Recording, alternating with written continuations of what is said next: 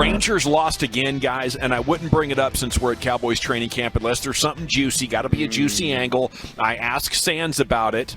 Brian, I know you're a Cowboys and Mavs insider. Won't be long before you're a Rangers insider as well. But Are you amongst those hearing whispers that maybe not everybody is sold on Woody?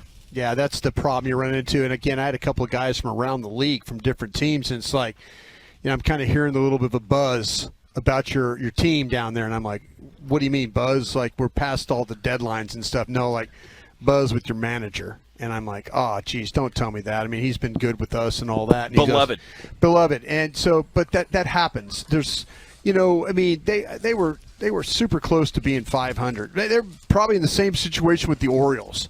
Back then when they went to Baltimore and they got swept at Cam Yards, they were kind of in that mode where they were coming off beating the Phillies, and it was really a lot of positivity. Yankees, I mean, it was just kind of one of those things. But it's no longer a team that accepts. We're not just building anymore. Yeah, that's standards inside that building. That's the problem, and so there's a lot of these whispers coming out now and about his job security, maybe even at this year or even into at the end of the season. For sure, moving on from him. So we'll see how. You better turn it around, Zach. Yeah, I'm getting the same type of vibe. You've now lost 3 straight games. It's the 4th time that the Rangers have lost 3 or more games in a series, and this has now happened all since the month of July.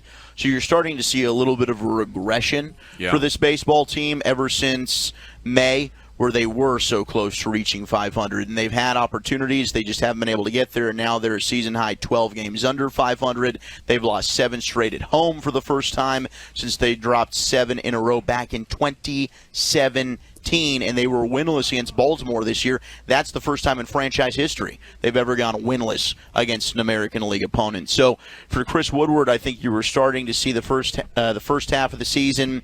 Yes, this is where we want this team to be, around 500 baseball.